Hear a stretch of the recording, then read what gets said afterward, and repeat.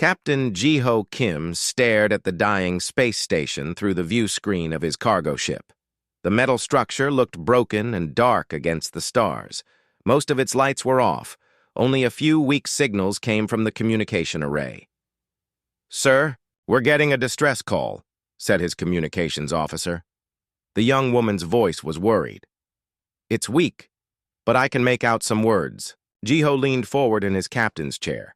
His ship, the Mercy's Hand, was not a military vessel.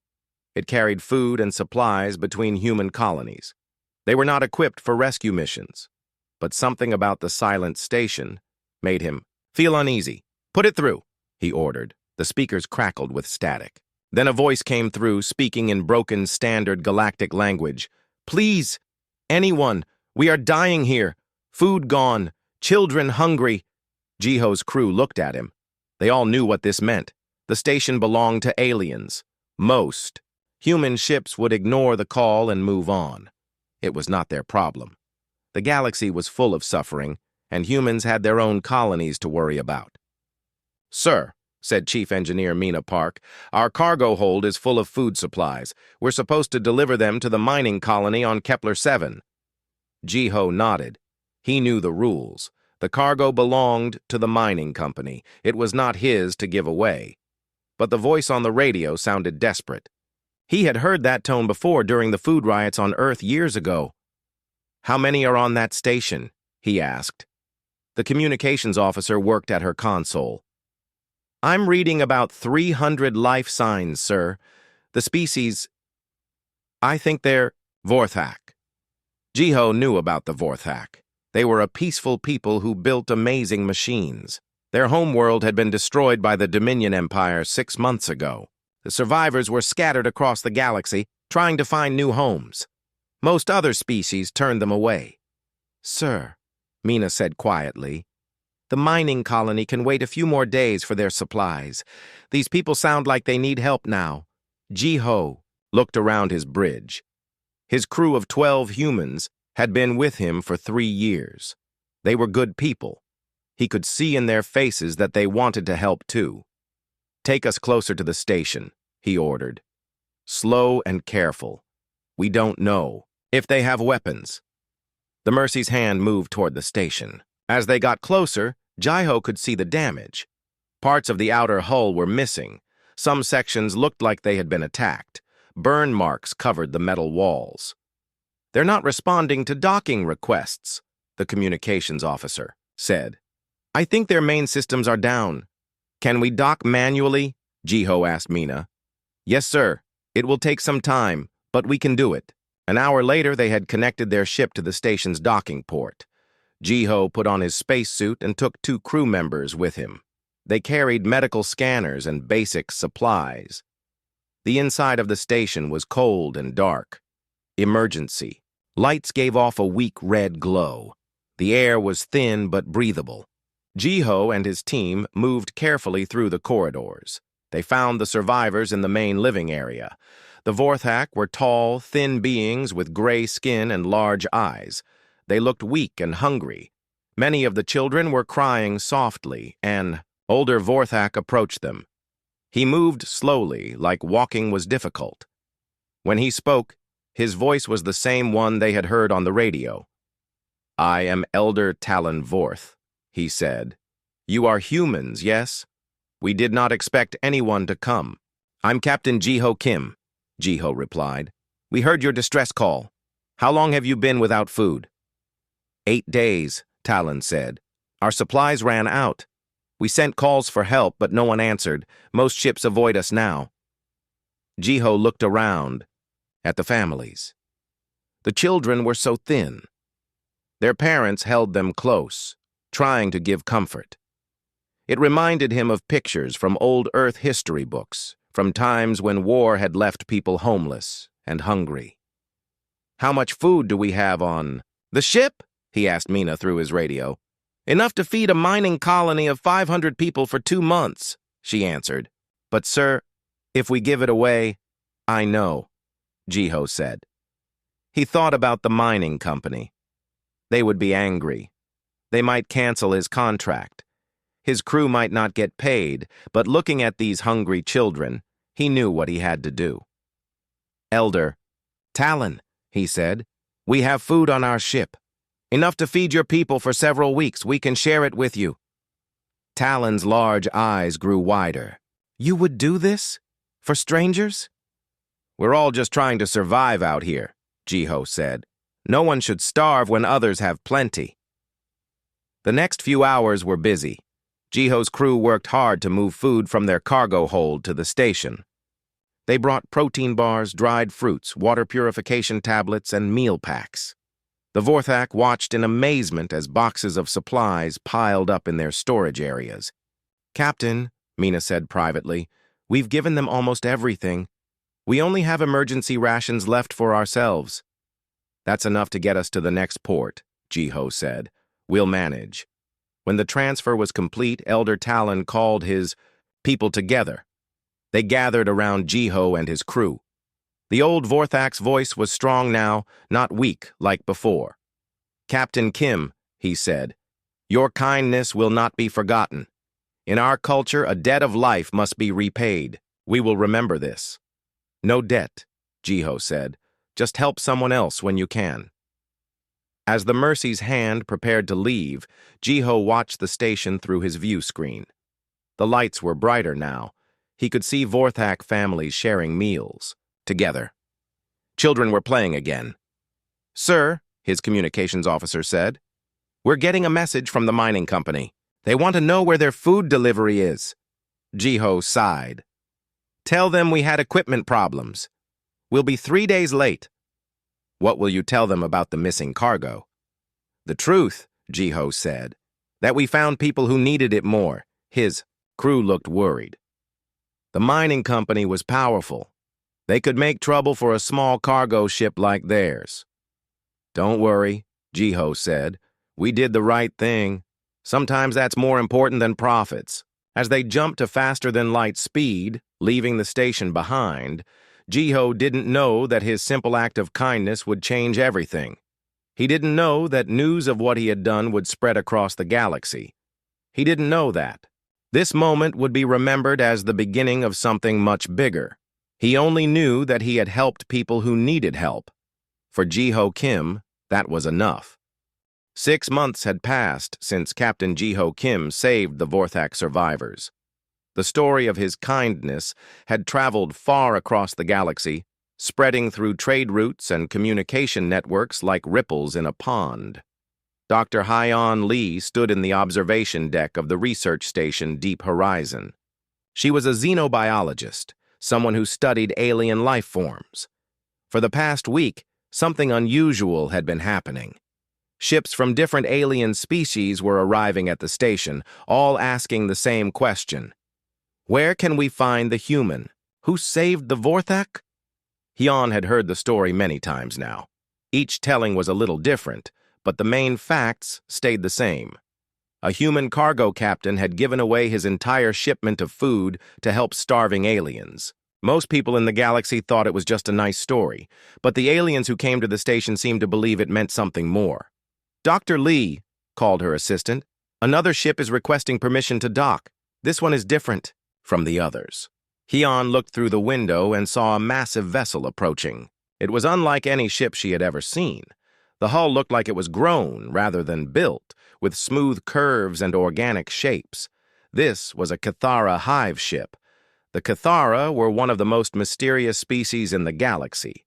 They shared a group mind, thinking and acting as one. They rarely left their home systems and almost never talked to other species. For them to come here was extraordinary. "Give them permission to dock," Hyon said, "and call Captain Wanho. He needs to know about this." An hour later, the Cathara delegation entered the station. There were 5 of them, all connected by thin biological cables that ran between their heads. They moved together like dancers, perfectly coordinated. The lead Cathara was larger than the others, with more complex patterns on her skin. "I am Queen Node Zelith," she said. Her voice had a strange echo, like multiple people speaking at once. "We seek the human called Jiho Kim. Captain Wanho, the station commander, stepped forward. He was nervous. The Cathara had never visited a human station before. "May I ask why you want to find Captain Kim?" "His action interests us," Zelith replied. "To give resources to strangers without genetic connection is unusual. We wish to understand this behavior." Dr. Hyan moved closer. As a scientist, she was fascinated by this first contact with the Cathara. In human culture, we call it compassion, helping others even when it doesn't benefit us. The 5 Cathara turned to look at her with their large, dark eyes. For a moment, Hyan felt like they were looking into her mind. "Compassion," Zelith repeated slowly. "This concept is new to us. In our collective, all actions serve the hive. Individual sacrifice for non-hive members seems inefficient." "But you traveled far to learn about it," Hyan pointed out. "That suggests you think it might be important." Before Zelith could answer, another voice interrupted. "It is important, human scientist." Everyone turned to see a new group entering the docking bay. These aliens were very different from the Cathara. They were tall and muscular, with thick skin and fierce-looking faces. Their clothes were made of metal and leather, and they carried weapons. "I am War Chief Korvac Ash of the Ashanti clans," the leader announced. "We have traveled here from the outer reaches to honor the human Kim." Captain Wanho looked confused. "Honor him? Why?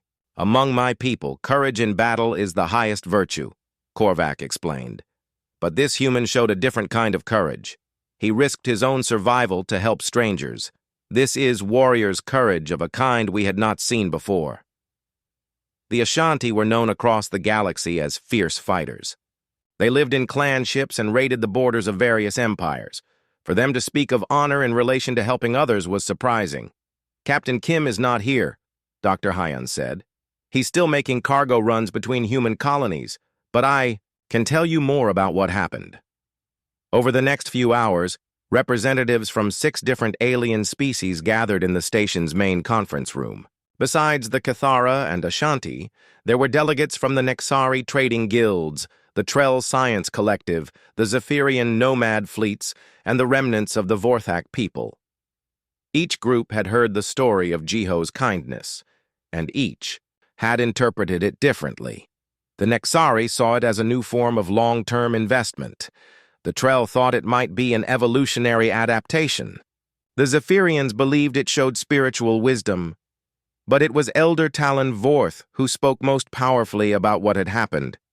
"Captain Kim saved my people," he said simply. "But more than that, he showed us something we had forgotten.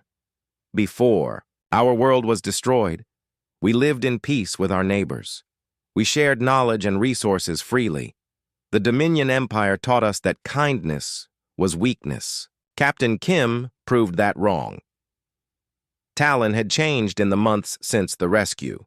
The Vorthak survivors had found work with various engineering companies. Their reputation for building excellent machines was spreading. But Talon had become something more than an engineer. He had become a speaker for his people, traveling between systems to tell their story. "The Dominion rules through fear," Talon continued. "They destroy worlds and enslave populations. They say this is the natural order, that the strong must dominate the weak. But Captain Kim showed us another way." Queen Node Zelith listened carefully. Through her connection to the hive mind, she was sharing everything she learned with millions of other Cathara across the galaxy. "The efficiency of cooperation," she said suddenly. "If beings work together instead of competing, the total output increases. This human's action was not wasteful. It was an investment in alliance." War Chief Korvac nodded approvingly. "The Ashanti have always fought alone, each clan for itself. But we have heard rumors of a great alliance forming.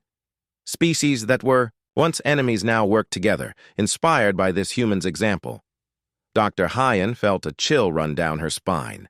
She was beginning to understand that this was bigger than just one kind act. The aliens in this room represented billions of beings across the galaxy.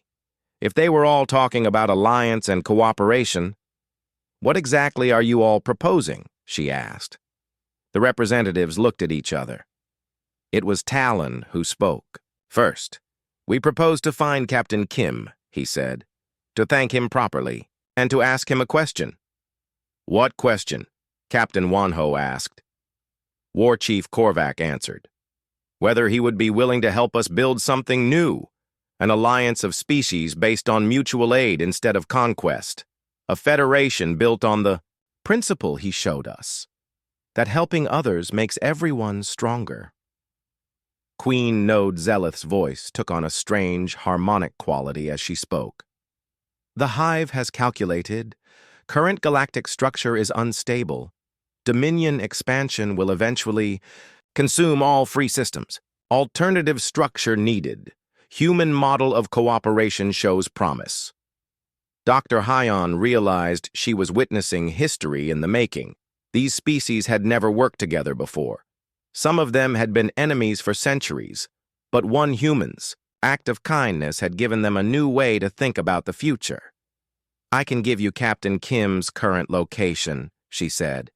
But I should warn you, he's just a cargo pilot. He never intended to start a revolution. Elder Talon smiled. The first time Hyon had seen any Vorthak show such an expression. The best revolutionaries never do, he said. Captain Jiho Kim had no idea that representatives from 6 alien species were looking for him. He was focused on more immediate problems. The Mercy's hand had developed engine trouble, and he was stuck at Freeport Station waiting for replacement parts.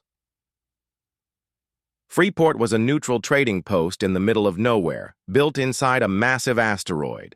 It was the kind of place where beings from different species could meet without worrying about politics or wars.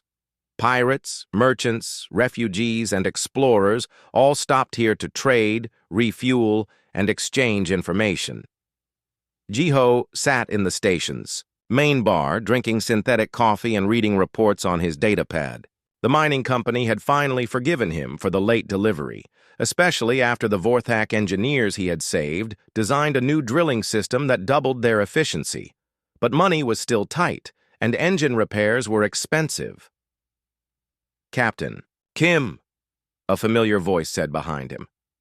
Jiho turned around and saw Elder Talon Vorth approaching his table. The old Vorthak looked much healthier than when they had first met. His gray skin had a bright shine, and his large eyes were clear and alert. Elder Talon, Jiho said, standing up to greet him. What brings you to Freeport? You do, Talon replied. We have been looking for you for weeks. Before Jiho could ask what he meant, more beings entered the bar. He recognized some of them from news reports: Queen Node Zeleth of the Kithara, War Chief Korvac Ash of the Ashanti, and several others he didn't know. The other customers in the bar stopped talking and stared. It was unusual to see so many different species together in one place. Captain Kim, Queen Node Zeleth said, her voice echoing strangely. We need to speak with you. Jiho looked around nervously. Is this about the cargo I gave you? Because I already explained to the company. No. Talon interrupted gently. This is about something much bigger. They moved to a private conference room that Elder Talon had rented. Jiho found himself sitting at a round table with beings he had only seen in documentaries. The Kithara Queen Node was connected to her companions by thin biological cables. The Ashanti War Chief wore armor decorated with the bones of defeated enemies. Representatives from the Nexari, Trell, Zephyrian, and several other species completed the circle. Captain, Talon began, in the year since you saved my people, something unexpected has happened. Word of your kindness has spread across the galaxy. Many species have begun to reconsider how they interact with others. Jiho frowned. I don't understand. I just shared some food. It wasn't anything special. War Chief Korvac leaned forward. That is where you are wrong, human. In a galaxy ruled by the strong, where empires conquer and species fight for scraps, what you did was revolutionary. The mathematics are clear, added Queen Node Zealoth. Cooperation produces better outcomes than competition in 73.6% of scenarios. Your action demonstrated this principle. A Nexari trader named Vexhai spoke up. His people were known for their sharp business sense. Captain, since your rescue of the Vorthak, trade between our species has increased by 400%. The Vorthak engineering techniques have improved efficiency across 12 sectors. Your investment in their survival has paid dividends far beyond the original cost. Jiho shook his head. It wasn't an investment. They were hungry, so I fed them. Anyone would have done the same, but they didn't, said a new voice. Jiho turned to see a human woman entering the room. She was tall and confident, wearing the uniform of a diplomatic corps officer. Ambassador Sumin Choi, she introduced herself. Earth Colonial Government. I've been following the situation with great interest. The situation? Jiho asked. The alien alliance that's forming around your example, Sumin explained. 18 different species have expressed interest in some form of cooperative agreement. Trade partnerships, mutual defense pacts, scientific exchanges. Nothing like this has ever happened before. Jiho felt overwhelmed. He was just a cargo pilot. He hauled supplies from one colony to another. How had sharing food with strangers led to this? What do you want from me? He asked. Elder Talon answered. We want you to help us build something new. An alliance based on mutual aid instead of conquest. A federation where species help each other instead of fighting. I'm not a politician, Jiho protested. I don't know anything about running governments or making treaties. But you know about doing the right thing, said Captain Nara Sung, entering the room. Jiho's eyes widened in surprise. Nara had been his first officer for 2 years before transferring to a passenger liner. Nara? What are you doing here? I heard about what you did with the Vorthak, she said, sitting down next to him. It didn't surprise me. You always put people before profit. That's why I respected you as a captain. The human government is very interested in this development, Ambassador Sumin said. An alliance of cooperative species could provide security against Dominion expansion, but they want someone they can trust to represent human interests. War Chief Korvac spoke with authority. The Ashanti clans have agreed to provide military support for this alliance. We will fight to protect those who show courage and honor, as you have done. Queen Node Zealoth's cables pulsed with soft light. The Kithara Collective has analyzed probable outcomes. Alliance formation has 67.3% chance of success with human leadership. Without human participation, success probability drops to 23.1%. But why humans? Jiho asked. We're not the most advanced species. We don't have the biggest fleet or the most colonies. No, Elder Talon agreed. But you have something more valuable. You have the ability to inspire others to be better than they thought they could be. A Trell scientist named Dr. Kinth nodded her insect-like head. Our behavioral studies show that humans possess unique social adaptability. You can find common ground with almost any species. The Zephyrian nomads have a saying, added their representative, a tall being with flowing robes.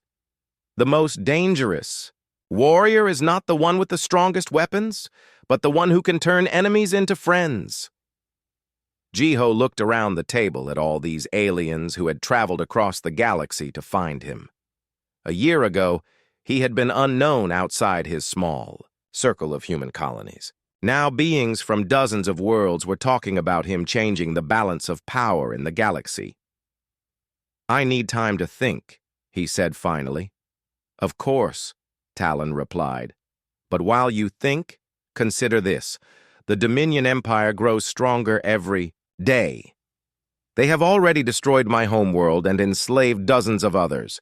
If we don't stand together, we will all fall separately. Ambassador Sumin placed a data pad on the table. These are the preliminary agreements, nothing binding yet, just statements of intent. But Captain, if you agree to lead this alliance, you could have the backing of 40 star systems and over 1 billion beings. Jiho picked up the data pad and scrolled through the documents. Each page represented a different species pledging cooperation, trade, and mutual defense. The scope of it was incredible. "What would you call this alliance?" he asked. "We've been discussing that," Nara said. "Some have suggested the Kindred Coalition. The idea being that we're all kindred spirits, related by choice rather than blood."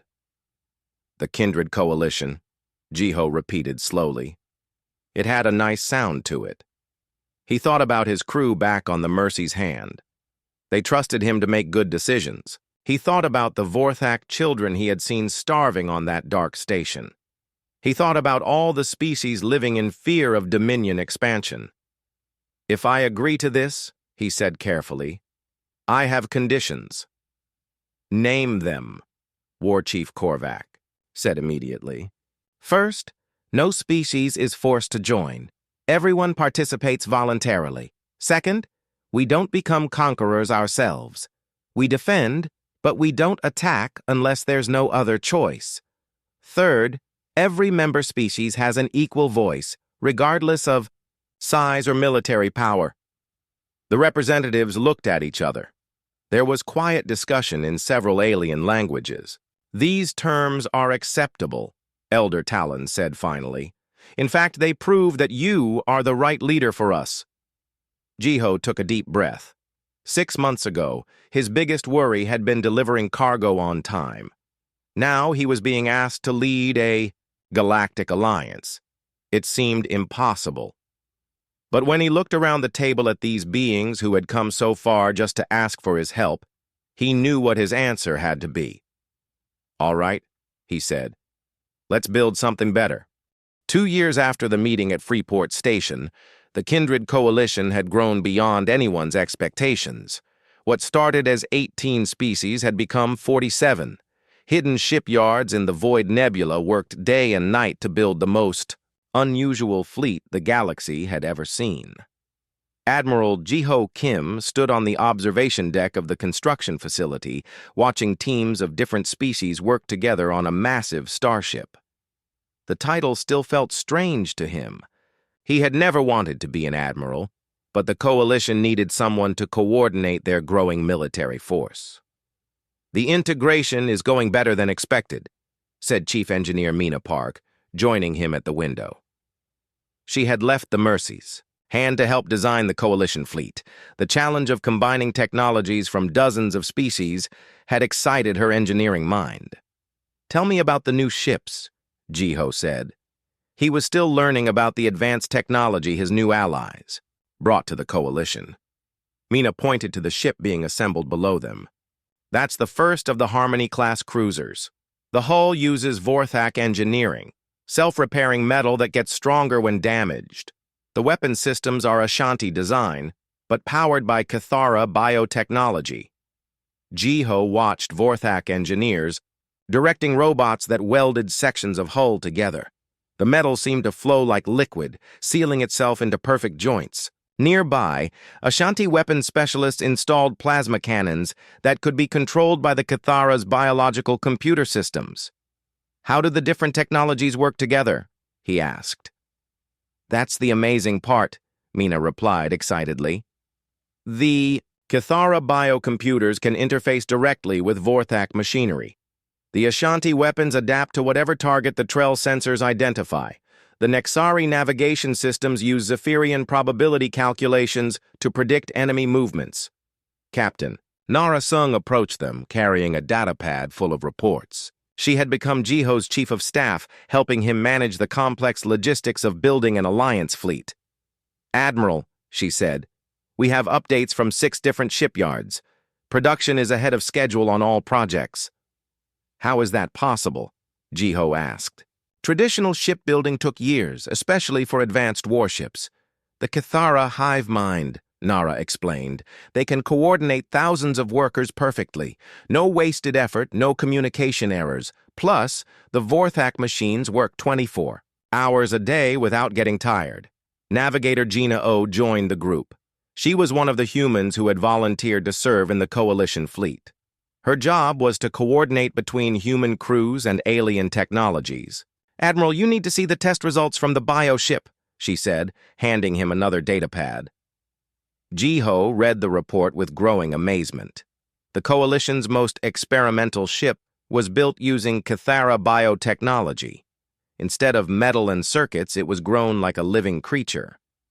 The ship could heal damage to itself, adapt to new threats, and even reproduce certain components. "The test pilot says it feels like the ship is alive," Gina reported. "It responds to his thoughts and emotions. When he was stressed during combat, simulation, the ship automatically adjusted to help him stay calm." Admiral Dongyun Yu, the Coalition's military advisor, had been listening to the conversation. He was an older human who had served in the Earth Defense Force before joining the Coalition. "These ships are revolutionary," he said, "but I'm worried about crew training. How do you teach a human pilot to work with a living ship?" "The same way we've learned everything else," Jiho replied, "by working together and helping each other." Bioengineer. Sith, one of the Cathara specialists, approached the group. Her biological cables glowed softly as she communicated with the hive mind. "Admiral Kim," she said in her echoing voice, "the collective has completed analysis of human-ship bonding. Humans show exceptional compatibility with bioship systems. Your emotional range enhances ship performance beyond original specifications." "What does that mean?" Jiho asked. "It means," Mina translated, "that human crews make the bioships work better than anyone expected. The ships respond to human creativity and intuition in ways that pure logic can't achieve." Tech savant Ryth Vorth, Elder Talon's daughter, joined the discussion. She had grown up hearing the story of Jiho's kindness and had dedicated her life to building ships for the Coalition. "Admiral," she said, "the first squadron of completed ships is ready for testing. Would you like to see them in action?" Jiho nodded, and the group moved to the control center. Through the massive viewing window, they could see 12 ships moving in formation through space. Each ship was different, reflecting the unique contributions of various species, but they moved together like dancers. "Watch this," Ryth said, activating the communication system. She spoke to the fleet in her native Vorthak language, then switched to Ashanti war calls, then to the harmonic frequencies the Cathara used. The ships responded to each command perfectly. They spun, accelerated, and formed new patterns with grace and precision that would have been impossible for ships built by a single species. "How do the crews communicate?" Jiho asked. Each ship had mixed crews from different species. "That's the most interesting development," Captain Nara said. "They're developing a new kind of shared language, not just words, but a way of thinking together. The Cathara connection helps, but even the non-telepathic species are learning to coordinate their thoughts." Jiho watched the ships practice combat maneuvers. Two would work together to create a shield while a third flanked the target. When one ship was damaged in simulation, others immediately moved to protect it while the biosystems healed the wounds. "They fight like they actually care about each other," he observed. "Because they do," said War Chief Korvac Ash, entering the control room. The big Ashanti warrior had traded his traditional armor for a Coalition uniform, but he still carried himself like a predator. "My people have never fought alongside others," Korvac continued.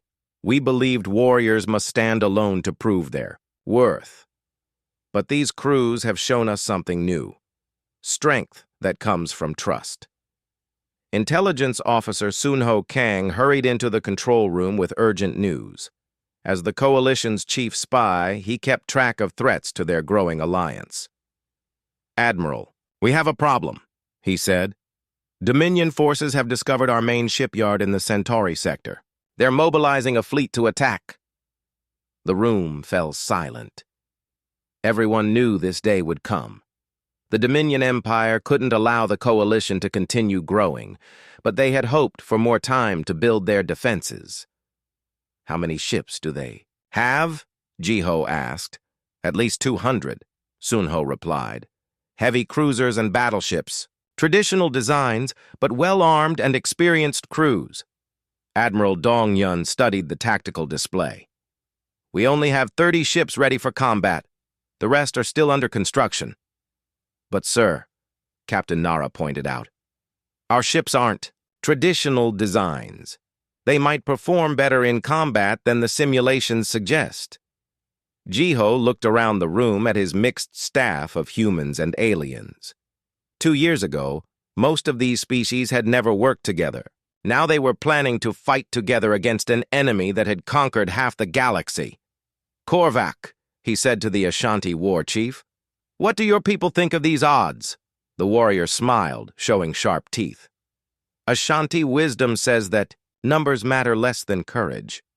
And we have never fought beside beings with more courage than you, Admiral Kim. Queen Node Zeleth's representative, who had been silent during the discussion, suddenly spoke. The collective calculates victory probability at 34.7%, acceptable odds for defensive action. Tech Savant Rith, Jiho said, how quickly can you finish the ships under construction? If we work without rest and combine all our resources, she replied, we could have 60 ships ready in 2 weeks. Then that's what we'll do, Jiho decided. Send word to all coalition worlds. We need every volunteer, every ship, every weapon we can get. As his staff hurried to carry out orders, Jiho remained at the viewing window, watching the test ships continue their maneuvers. He thought about the path that had brought him here. 2 years ago, he had shared food with hungry strangers. Now, he was preparing to lead a fleet against one of the most powerful empires in the galaxy. The irony wasn't lost on him. The Dominion believed that strength came from conquest and fear. The coalition was about to prove them wrong, using ships built, through cooperation and crewed by beings who fought for each other rather than against enemies. Admiral, Mina said softly, do you think we can win? Jiho watched a damaged simulation target repair itself using biotechnology, while coalition ships moved to protect their wounded companion. I think, he said, we're about to show the galaxy what kindness can build. Emperor Vex sat on his crystal throne in the heart of the Dominion capital ship Eternal Conquest. The massive vessel was the size of a small moon, bristling with weapons that could destroy entire worlds. Around him, the throne room was built, to inspire fear, with walls made from the bones of defeated enemies and trophies from conquered civilizations. Explain this to me again, the Emperor said, his voice cold as space itself. He was a Keth Mori, one of the few species that had willingly joined the Dominion rather than being conquered. His pale skin was marked with scars from countless battles, and his eyes glowed with an unnatural red light. Admiral Cruex, the Emperor's most feared commander, stood at attention before the throne. He was reviewing reports from across the galaxy, and what he had found disturbed him greatly.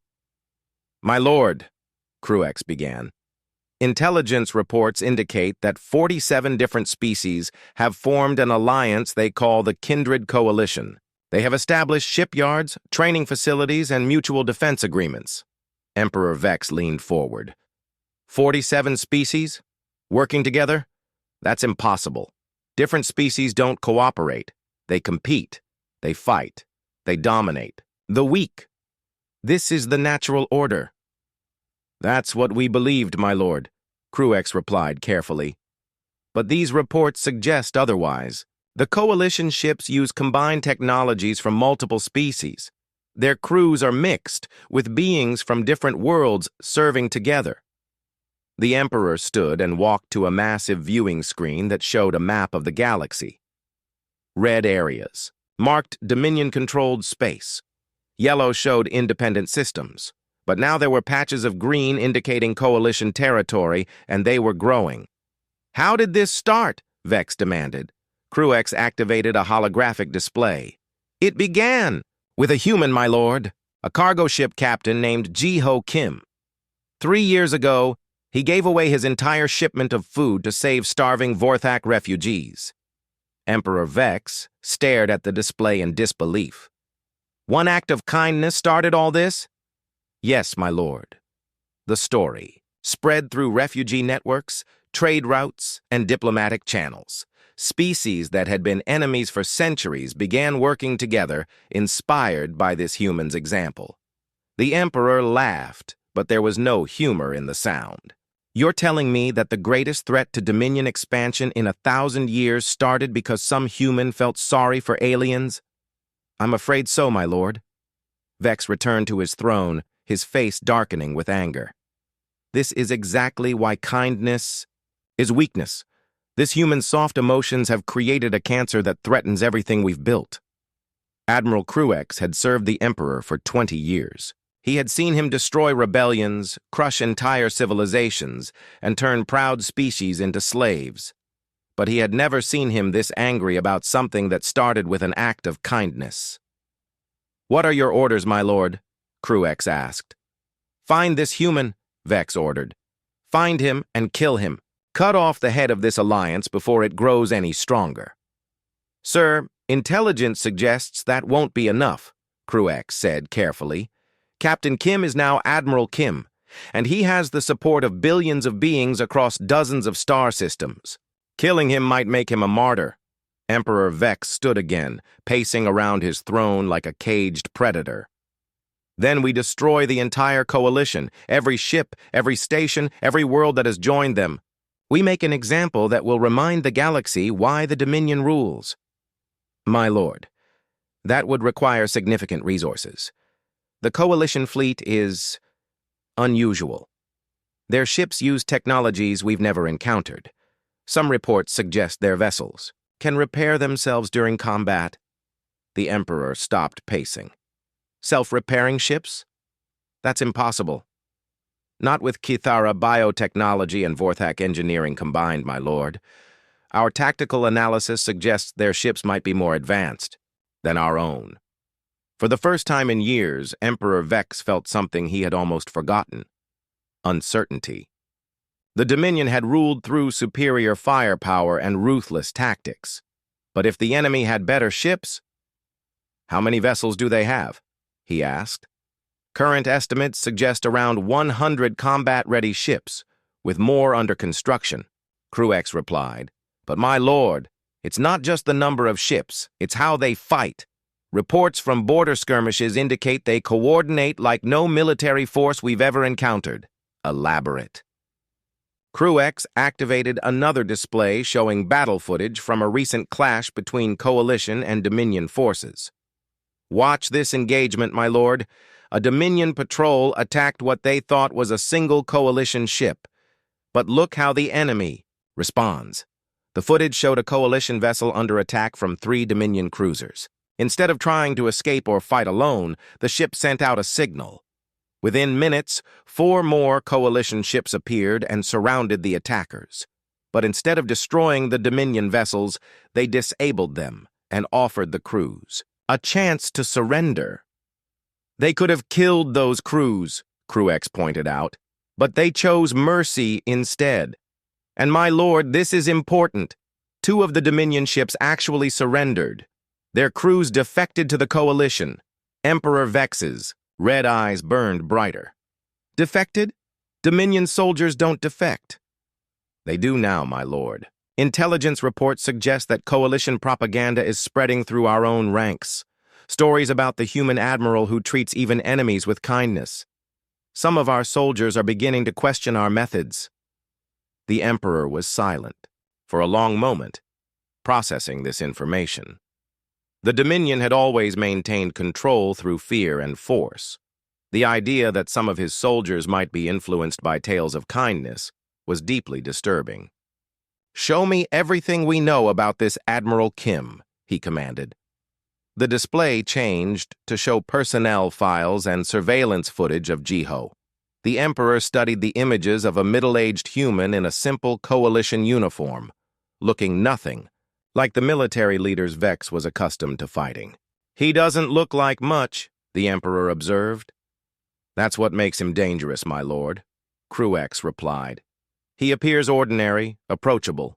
Beings trust him. And according to our intelligence, he genuinely cares about the welfare of all Coalition citizens, regardless of species. Weakness, Vex spat. How can someone who cares about everyone make hard military decisions? That's the contradiction we're facing, my lord. By all military logic, the Coalition should have fallen apart by now. Too many species, too many conflicting interests, but somehow this human holds them together. Intelligence Officer Sunho Kang's face appeared on the main screen, though neither Dominion leader knew his identity. He was reviewing Coalition troop movements from his position on a secret listening post. Sir, his voice came through the communication system. We're detecting unusual activity in Dominion space. They're mobilizing their main battle fleet. Back on the Eternal Conquest, Emperor Vex was making his decision. Admiral Cruex, I want you to take the Grand Armada and crush this coalition. Show the galaxy what happens to those who defy the Dominion. The entire Grand Armada, my lord? That's over 800 ships. Yes. I want overwhelming force. No mercy, no quarter. Destroy every coalition vessel you encounter. And when you find this Admiral Kim, bring him to me alive. I want him to watch as I dismantle everything he's built. Admiral Cruex bowed deeply. It will be done, my lord. As Cruex left to prepare the fleet, Emperor Vex remained on his throne, staring at the galaxy map. The green patches representing Coalition territory seemed to mock him. In 3,000 years of expansion, the Dominion had never faced a threat, based on cooperation and kindness. Weakness, he muttered to himself. But even as he said it, he wondered why something he considered weak was proving so difficult to destroy. Meanwhile, in Coalition space, Admiral Jiho Kim was receiving reports of massive Dominion fleet movements. He stood in the command center of New Hope Station, surrounded by officers from a dozen different species. Sir, Captain Narasung reported, our intelligence network confirms it. The Dominion is mobilizing everything. This isn't a patrol or a raid. This is a full invasion. Force. Jiho studied the tactical displays showing Dominion ship positions. 800 vessels, all moving toward Coalition territory. It was more firepower than had ever been assembled in one place. They're really afraid of us, he said quietly.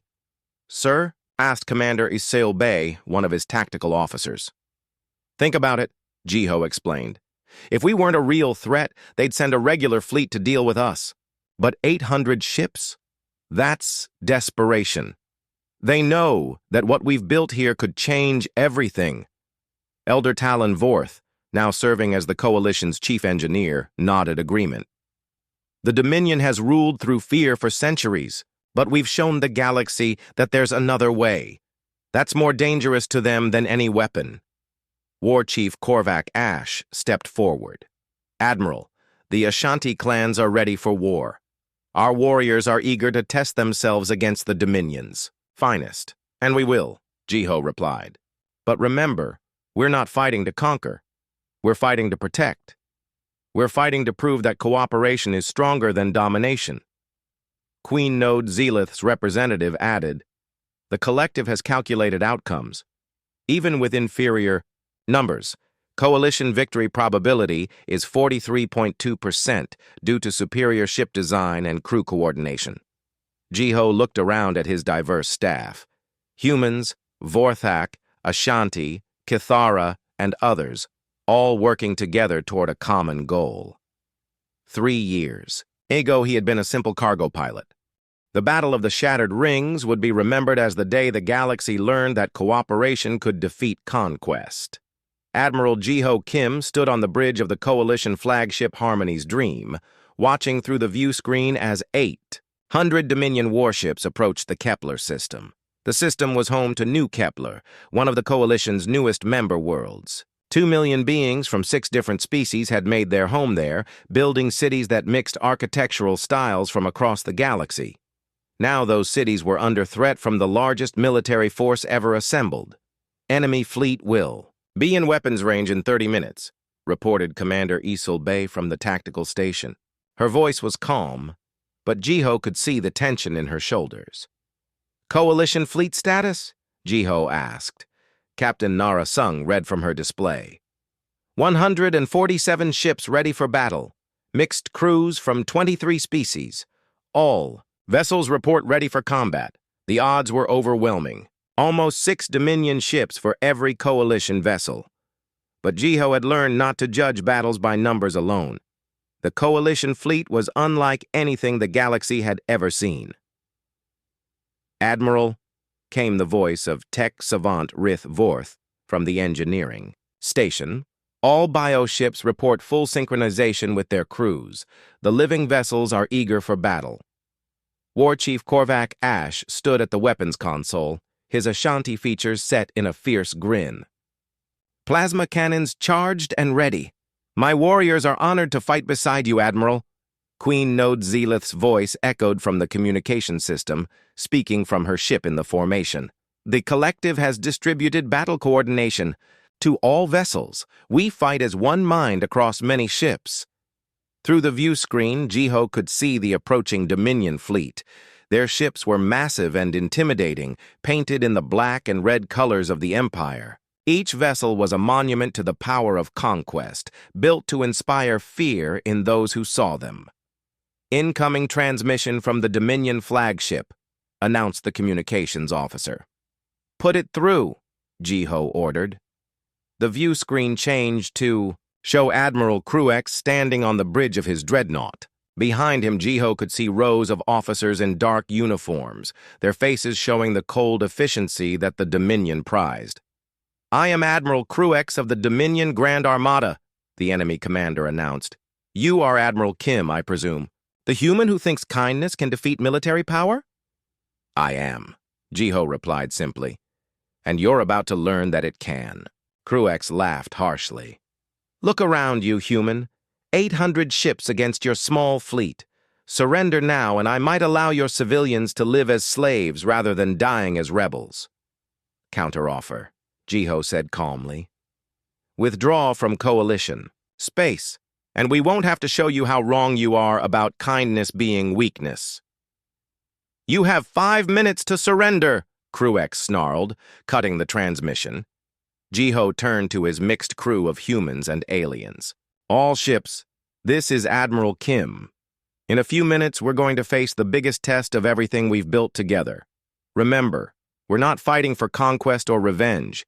We're fighting to protect our homes and prove that cooperation is stronger than domination." Across the coalition fleet, crews from dozens of species prepared for battle. On the bioship Living Light, a human pilot named Young-Ho worked with his Cathara co-pilot to synchronize their thoughts with the ship's living systems. The vessel responded to their emotions, its hull shifting color to match their determination. On the heavy cruiser United Strength, Vorthak engineers worked with Ashanti weapon specialists to coordinate their systems. The ship's self-repairing armor was ready to adapt to whatever the Dominion threw at them. "Enemy fleet is moving into attack formation," Commander Isol reported. "They're splitting into 3 groups. Classic Dominion strategy, overwhelming, force from multiple directions." "Let them come," War Chief Korvac growled. "We have something they've never faced before." The Dominion ships opened fire first, sending waves of plasma bolts and missile barrages toward the Coalition fleet.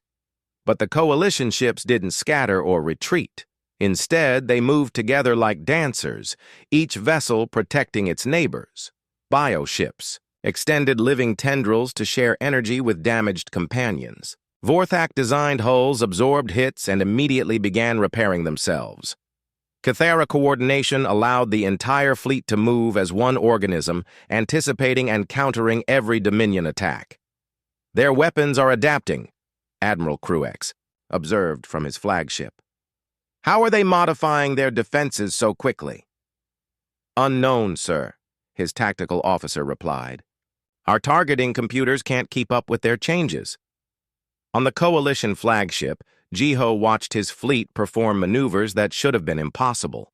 Ships that had been built by different species were working together perfectly, their crews sharing thoughts and instincts across the communication networks. "Admiral," Captain Nara called out, "the bioship Gentle Thunder is taking heavy damage." Jiho watched as the living vessel struggled under attack from 3 Dominion cruisers. Its hull was wounded, bleeding atmosphere and energy into space. But instead of fleeing, the ship sent out a distress call.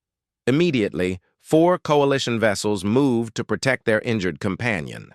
They formed a defensive shell around the bioship while it healed its wounds. Within minutes, the living hull had sealed itself and the ship was ready to fight again. "Impossible," Admiral Cruex muttered, watching the enemy fleet's behavior. "Ships don't heal themselves. Crews don't sacrifice their positions to save others." But that was exactly what the Coalition fleet continued to do. When the Ashanti cruiser, Warrior's Honor, lost its weapons, 2 other ships immediately moved to provide covering fire. When the Nexari vessel Profitable Venture had engine trouble, a Trell science ship shared its power through a bio-cable connection. "Sir," Commander Isul reported with excitement, "we're actually winning. The Dominion is taking heavier losses than us." It was true. Despite being outnumbered 6-1, the Coalition fleet was holding its own. Their ship's ability to repair, damage, and support each other was proving more effective than raw firepower. "All Coalition vessels," Jiho announced over the communication system, "begin humanitarian rescue operations for Dominion escape pods." "Sir?" Captain Nara asked, surprised. "Their ships are exploding," Jiho explained. "Their crews are floating in space. We save everyone we can." Across the Coalition fleet, ships broke off from combat to rescue Dominion survivors. The enemy soldiers expected to be executed or tortured. Instead, they found themselves receiving medical treatment and being offered food and shelter. On the Dominion flagship, Admiral Cruex watched in disbelief as his enemies saved his soldiers. "Admiral," his communication officer reported, "we're receiving surrender requests from 12 of our ships. Their crews are asking to defect to the Coalition." "What?" Cruex roared. "Dominion soldiers don't surrender!" "Sir, the Coalition rescued the crew of the destroyer. They're broadcasting messages to our fleet, saying they've been treated with kindness and respect. Some of our people are responding." Through the view screen, Cruex could see Coalition ships pulling Dominion survivors from destroyed vessels. Instead of being taken as prisoners, the rescued soldiers were being given medical care and offered the chance to join the Coalition. "This is madness," Cruex said. "How can kindness defeat military strategy?" Medic Woojin Nam, serving aboard the Coalition hospital ship Healing Hand, worked tirelessly to treat wounded from both sides. He didn't ask whether patients were Coalition or Dominion. He simply helped anyone who needed it. "Doctor," asked a rescued Dominion officer, "why are you helping us? We were trying to kill you." "Because," Wu Jin replied while bandaging the officer's wounds, "every life has value. That's what the Coalition believes." The Dominion officer stared at him in amazement. In the Empire, wounded enemies were left to die. The concept of treating captives with medical care was foreign to him. Back on the battlefield, the tide was turning. More Dominion ships were surrendering than fighting. Stories of Coalition kindness were spreading through the enemy fleet faster than Admiral Cruex could. "Stop them!" "Sir," his tactical officer reported, "we've lost over half our fleet. Some destroyed, but most have surrendered or defected. Morale is collapsing across all remaining units." Admiral Cruex looked around his bridge at officers who had served the Dominion faithfully for years. But now he could see doubt in their eyes. They had been taught that strength came from conquest and fear. The Coalition was proving them wrong. "Admiral Kim," came a transmission from the Coalition flagship, "this is your last chance to withdraw.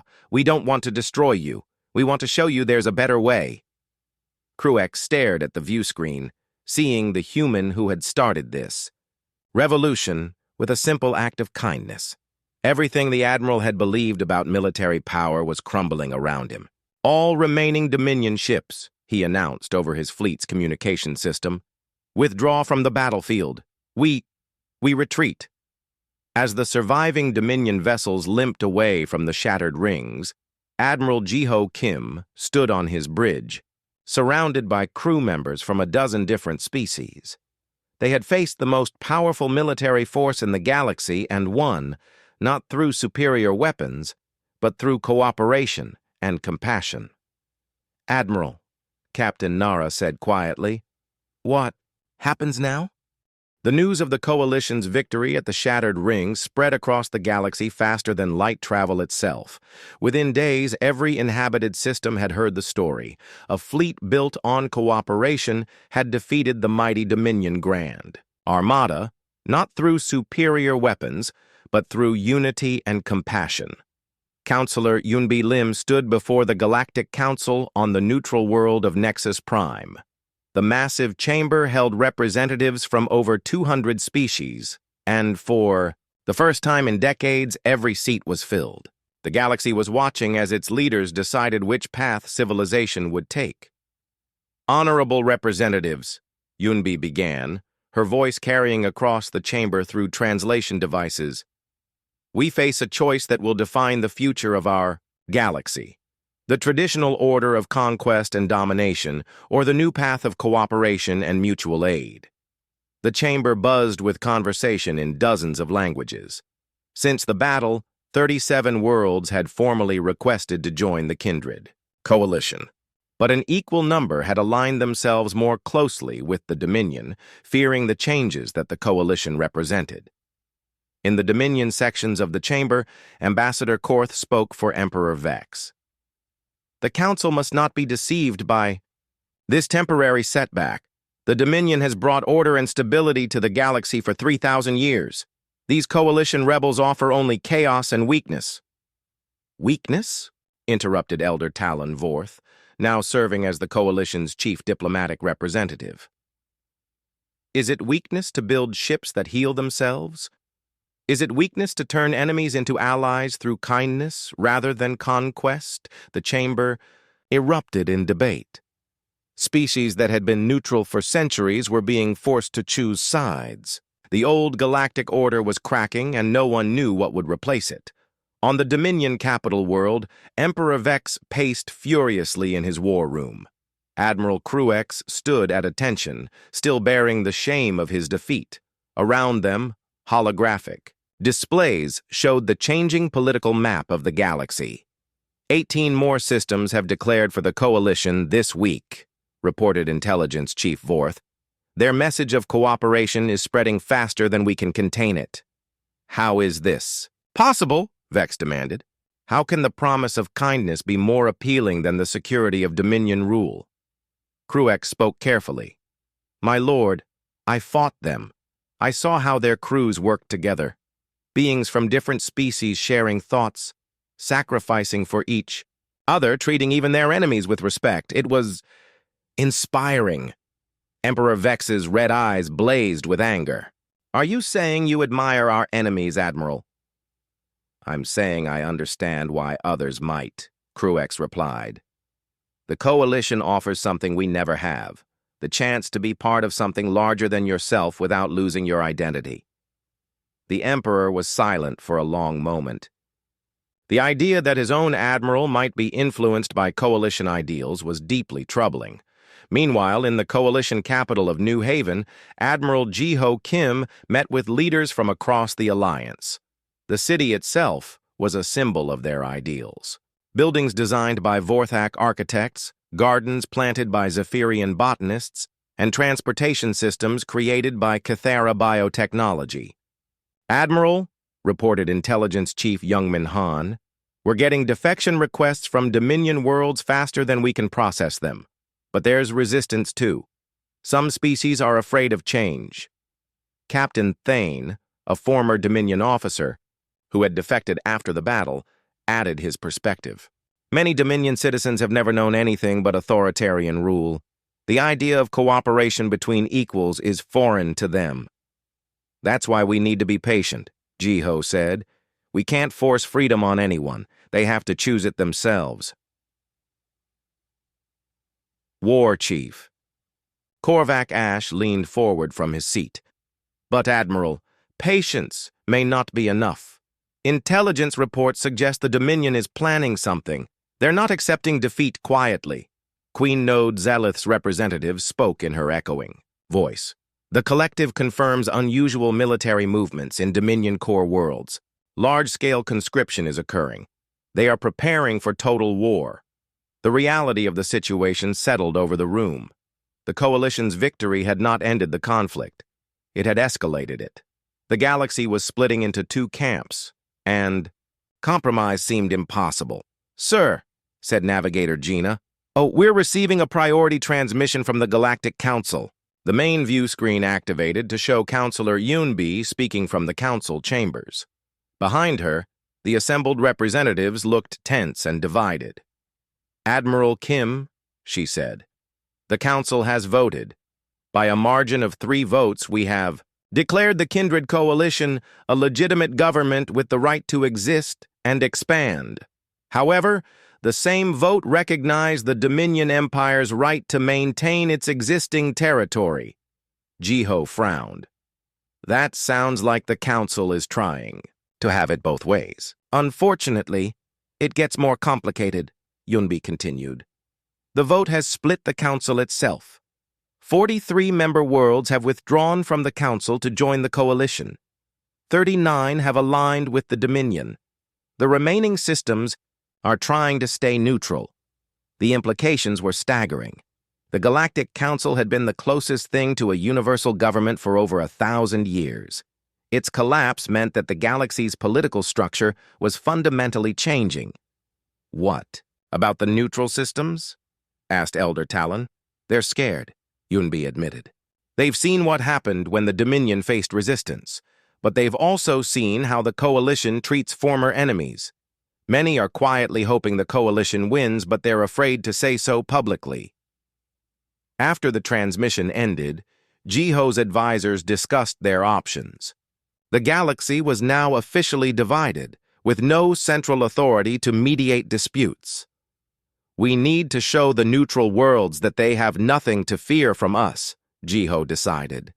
"Continue our humanitarian aid programs. Keep rescuing refugees from Dominion territory.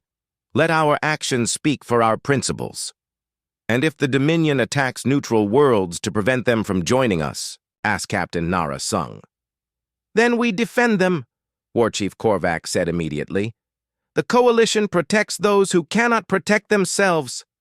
"Agreed," Jiho said. "But we don't conquer. We don't occupy. We help, and then we leave. We show the galaxy that there's a difference between liberation and domination." Over the following weeks, the Coalition's approach proved effective. When Dominion forces attacked the neutral mining world of Kepler-12, Coalition ships arrived within hours to drive them off. But instead of claiming the world for themselves, they helped rebuild the damaged facilities and then departed, leaving only a small defense force that the local government had requested. Word of this spread quickly. Other neutral worlds began, quietly reaching out to the Coalition, asking for protection agreements. They saw that the Coalition kept its promises about respecting independence, but the Dominion was adapting too. Emperor Vex had replaced Admiral Cruex with Commander Zet, a ruthless officer known for his brutal efficiency. Under Zet's leadership, the Dominion began targeting Coalition supply lines and civilian populations. "They're trying to force us to become like them," observed Dr. Hyun Lee during a strategy meeting. "If we respond to their brutality with equal force, we lose the moral authority that makes our alliance possible." "But we can't let them massacre innocents," protested Commander Isul Bai. "We won't," Jiho assured her. "But we respond with precision, not vengeance. We stop their attacks and rescue their victims. We show the galaxy that strength doesn't require cruelty." The new strategy was put to the test when Dominion forces attacked a Coalition hospital ship that was treating refugees from both sides of the conflict.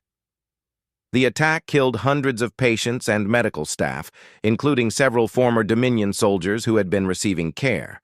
The galaxy watched to see how the Coalition would respond. Many expected retaliation against Dominion medical facilities. Instead, Admiral Jiho Kim did something unprecedented. He broadcast a message across all communication networks, speaking directly to the citizens of Dominion worlds. "Today, the Dominion attacked a hospital ship that was treating wounded from both sides of this conflict. They killed doctors who were saving lives, patients who were healing, and yes, even former Dominion soldiers who had found refuge with us. But we will not respond with similar brutality. We will not attack your hospitals or your civilians. Instead, we invite any Dominion medical personnel who are horrified by this act to join us. We invite any Dominion citizens who believe that healing should be protected in times of war to find sanctuary with us. This is what the Coalition stands for. The belief that all life has value, that all beings deserve compassion, and that cooperation is stronger than conquest. We invite you to join us, not through force, but through choice. The response was immediate and dramatic. Within 24 hours, Coalition listening posts detected massive communication traffic within Dominion space. Medical personnel were requesting transfers to Coalition territory. Entire ship crews were asking for asylum. Some Dominion worlds were quietly opening back-channel communications with Coalition representatives. Emperor Vex watched the reports with growing alarm. His attack on the hospital ship had been intended to demonstrate Dominion's strength. Instead, it had accelerated defections from his own empire. "How many this week?" he asked his intelligence chief. 40,000 civilians requesting asylum, my lord." The final battle began at the edge of the Dominion's core system, where Emperor Vex had gathered the largest military force in galactic history.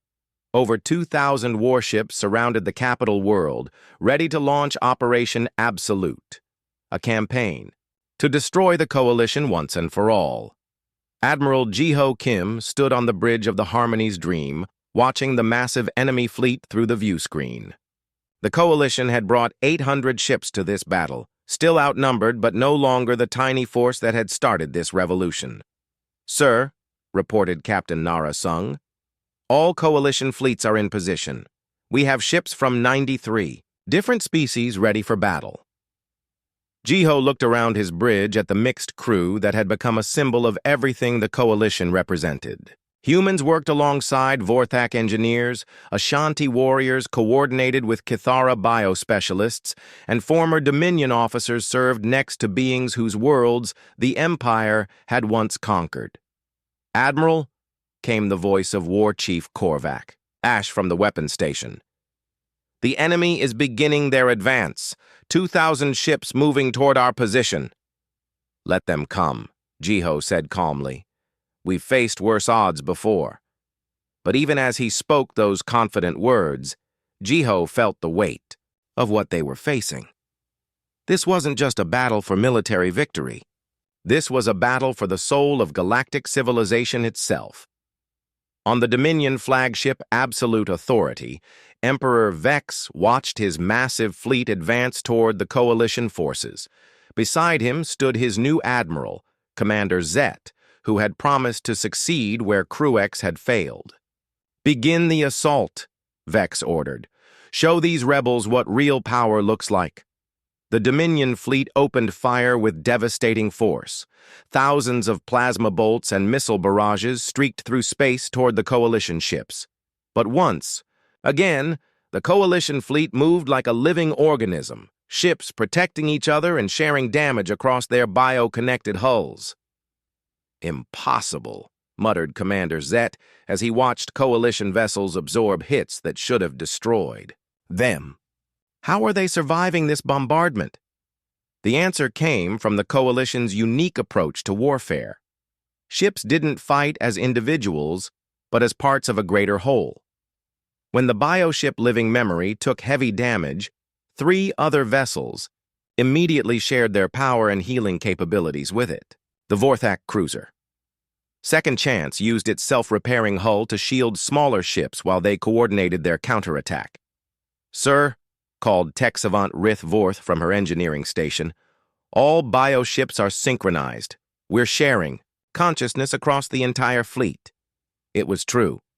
Through the Kithara's biological networks, every Coalition ship was connected to every other ship. Pilots shared reflexes, gunners shared targeting data, and engineers shared repair techniques in real time. The fleet had become something unprecedented, a single mind controlling hundreds of bodies. But the real surprise came from an unexpected source.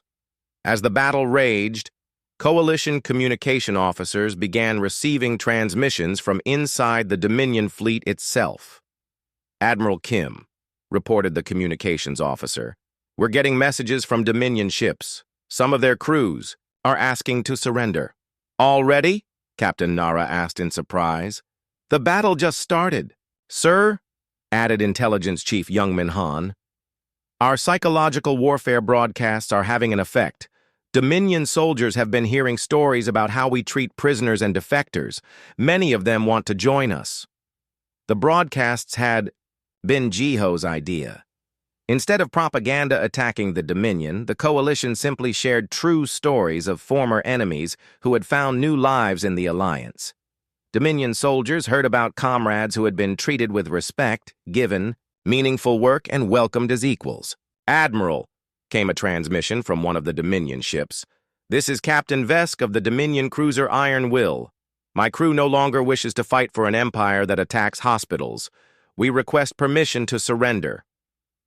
"Permission granted," Jiho replied immediately. "Welcome to the Coalition, Captain Vesk." Across the battlefield, similar scenes played out. Entire Dominion ships were laying down their weapons and broadcasting surrender requests. What should have been the Empire's greatest victory was turning into mass defection. Emperor Vex watched in horror as his fleet began to fall apart from within. "This is impossible. How can our soldiers betray everything they've sworn to defend?" Commander Zet studied the tactical displays with growing alarm. "My lord, we've lost over 300 ships to defection, and the rate is increasing." Then, "Destroy the defectors!" Vex screamed. "Fire on any ship that tries to surrender!" But even this order backfired. When Dominion ships began attacking their own defecting vessels, it only convinced more crews that the Empire had become something monstrous. On the Coalition flagship, Admiral Jiho Kim watched the Dominion fleet tear itself apart.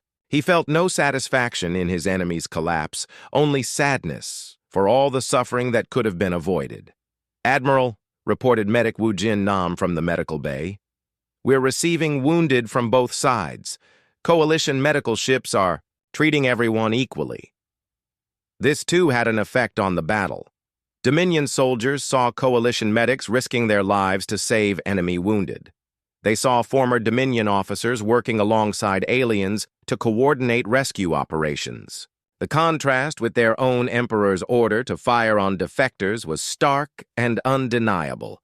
The turning point came when Admiral Cruex, the former Dominion commander who had been dismissed after his defeat at the Shattered Rings, appeared on all communication channels. He was aboard a Coalition ship wearing their uniform. "Soldiers of the Dominion," his voice rang across the battlefield. "I have seen both sides of this war. I have served the Empire faithfully for 30 years, but I have also seen what the Coalition offers. A chance to be part of something greater than conquest and fear. Emperor Vex would have you believe that strength comes from domination. But I have fought alongside Coalition crews, and I tell you that their strength comes from cooperation. They are not our enemies. They are showing us a better way to live." The effect was immediate and devastating. Admiral Cruex had been one of the Empire's most respected commanders. If he could change sides, anyone could. Hundreds of Dominion ships began broadcasting surrender requests. Others simply stopped firing and waited to see what would happen. The mighty Imperial fleet was disintegrating without the Coalition having to destroy it. Emperor Vex realized that military victory was no longer possible. In desperation, he ordered his personal flagship to target the Coalition command ship directly. "If I can kill Admiral Kim," he told Commander Zet, "this rebellion will collapse." The absolute authority broke from the main fleet and charged toward the Harmony's Dream, all weapons blazing. It was a massive dreadnought, 10 times the size of Jiho's flagship. "Emperor's ship on direct intercept course," reported Commander Isul Bai. "He's targeting us specifically." "All Coalition ships, protect the flagship," War Chief Korvac ordered over the communication system. But Jiho countermanded the order. "No, Let him come. All ships maintain defensive positions around the surrendering Dominion vessels. Sir? Captain Nara asked in confusion. If we sacrifice other ships to save ourselves, we become what we're fighting against, Jiho explained. We protect the innocent, even if it means taking risks ourselves. The Absolute Authority closed range, its massive guns hammering the Coalition flagship. The Harmony's Dream shook under the assault, its biohull struggling to repair damage faster than it was being inflicted.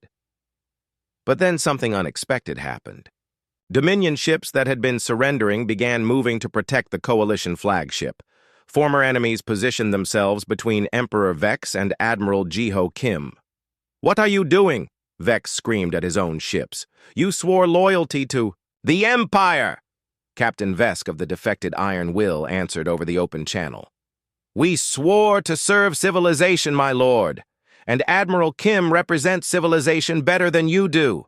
The sight of former Dominion ships protecting the Coalition leader had a profound effect on the remaining Imperial forces. If the Admiral could inspire such loyalty from former enemies, what kind of leader was he? More ships defected. The Dominion fleet was now smaller than the Coalition force, and shrinking by the minute. Emperor Vex found himself nearly alone, his massive flagship surrounded by hundreds of ships that had once served him but now stood with his enemy. "Admiral Kim," he broadcast on all channels, "face me personally. Let us settle this between the two of us." "Very well," Jiho replied. "Prepare a shuttle. I'll come aboard your ship." "Sir, no," protested every officer on the Coalition bridge. "It's obviously a trap." "Probably," Jiho agreed. "But if there's any chance of ending this war without more bloodshed, I have to try." An hour later, Admiral Jiho Kim walked alone through the corridors of the Absolute Authority. Emperor Vex had cleared the path of guards, making this a meeting between just the two of them. The throne room was as intimidating as ever, filled with trophies from conquered worlds and decorated with the symbols of imperial power. Emperor Vex sat on his crystal throne, looking older and more tired than his propaganda images suggested. "So," Vex said as Jiho approached, "you're the human who destroyed my empire with kindness." "I didn't destroy anything," Jiho replied calmly. "I just showed people there was another choice."